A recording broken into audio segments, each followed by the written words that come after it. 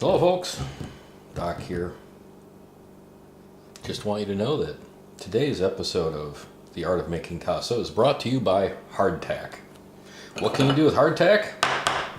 Supposedly you can eat it. You could probably skip it across a lake because they're kind of flat. If you break it into hunks and you have a slingshot, you can probably kill small animals with it. What you don't want to do with it, however, is to try and eat it directly, putting it right in your mouth and biting down on it. This has been dried for, 4 or 5 days now. As we can see, you could probably, a piece did break off. You could probably drive nails with this stuff. It is nutritious. It's got a fair level of salt in it, but not too bad. I actually made it more salty by sprinkling salt on top because salt is good. So that's our commercial for today. Hardtack, good stuff. Soak it in hot butter and eat it that way, or break it up and pour gravy over it. Good stuff. Hey guys, Doc here. Been more than 2 days, but I wanted to show you the Tasso. It's coming along very nicely, as you can see. Maybe you can't yet. There's a good deal of liquid in there, and the size of the piece of pork loin has shrunk. It's looking pretty good. Plenty of salt and stuff left in there that's not dissolved yet. So what I'm going to do is have some living coffee first. That is not survival coffee, that is the real thing. It's a nice Costa Rican that I roasted just on Friday when I first started making this Tasso. Now, here we go. We'll pour some of that liquid off, hopefully not let the pork loin slide out of the bag. Now this really only has 1 day left in the bag, and then I'll be able to take it out. I'm just going to wipe up the seal here because I don't want salt to get in the seal and let stuff leak all over. I've got it pretty well covered in the refrigerator, so it shouldn't really be a problem, but I'm a little bit, shall we say, retentive about this. I just like it to be neat, which is very much unlike the rest of my life, because I'm a fairly disorganized person. Now, we have that cure blend that we had before, and I'm just going to throw a little bit more back in there just to make sure that there's a sufficient quantity of this spice blend and salt and sugar to keep it curing. And really, I don't think that there is any problem in that regard. There is so much salt and sugar in here, I don't think anything could grow in there at all. So there we go. I've made a mess. Oh no. Oh well. I'll clean it up before my lovely wife gets home, and she'll never know because she doesn't watch these shows. There. And you can see there's not much there. If I had shown you what came off yesterday, there was about 2 to 3 times that amount of volume. Clean up the surfaces, and then I will show you tomorrow what this looks like. That'll be the 4th day when we rinse this off, dry it, just using paper towel, and then we're going to put it back in a baggie with the rest of that cure, and we'll show you how that's done and then the after results. Hey folks, Doc here again. Today it's survival coffee. That's not very good. Oh, I seem to have spilled. And today is day 4 of making Tasso. So we are going to take this little piggy part out. Since it's a small piece of pig, we only need a small knife. You might notice that something random has occurred here.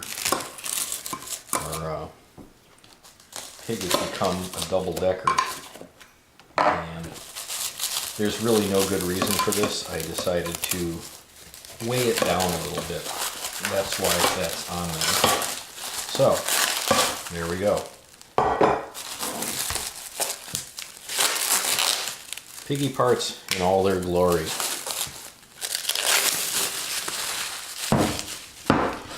You can see it has flattened out a little bit. So, that's exactly what we wanted to do.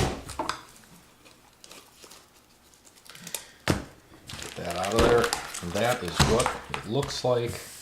And now what we have to do is we have to take this out and rinse it and then put it back in a baggie. I'm going to use the same one, but kind of wash it out a little bit, dry it out a little bit. So I'm going to pause the video so you don't have to put up with that.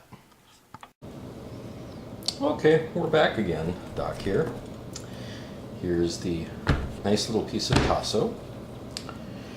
I've cut a couple slits in it because to me it feels a little bit soft right here. And I'm thinking possibly not enough salt has penetrated for good preservation. The ends and the backside is very leathery and very tough. Up here it's kind of squishy. Not worried, smells good, looks good. You can see in there, I don't know if you can see it, but the meat looks nice and fresh. And the fresh meat, very salty fresh meat.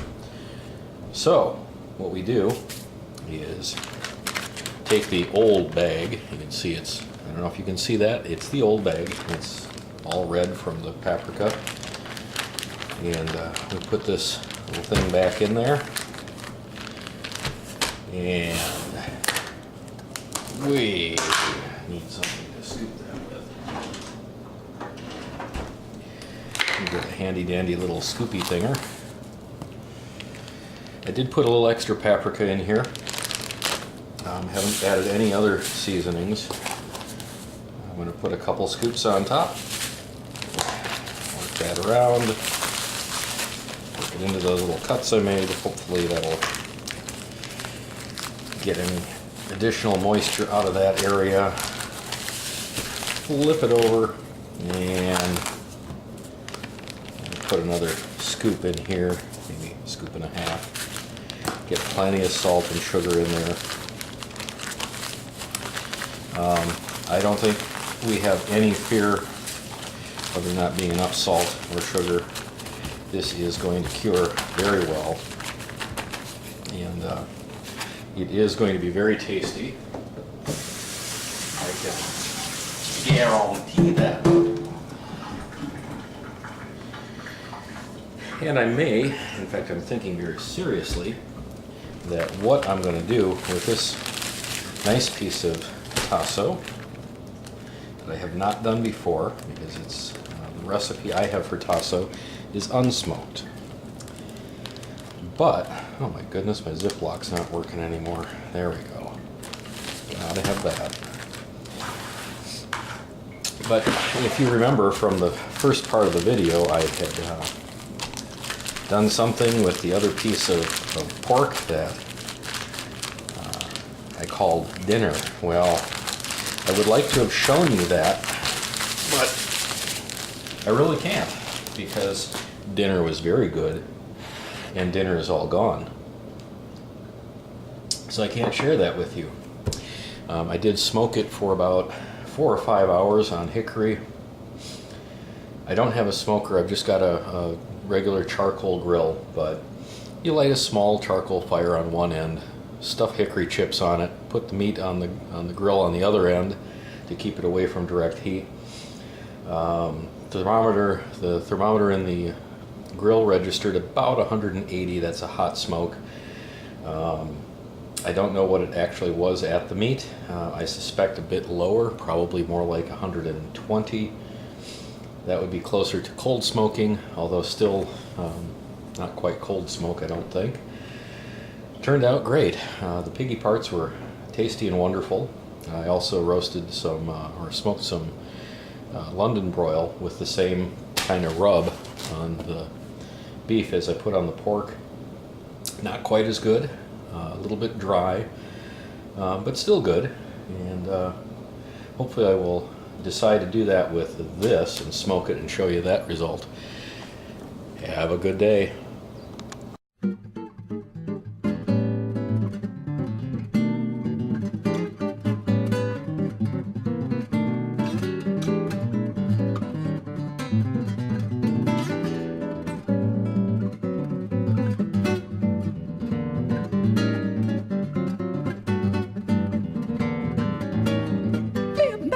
Acho que não vou deixar você sair da minha vida. Sei que você vai gostar de estar no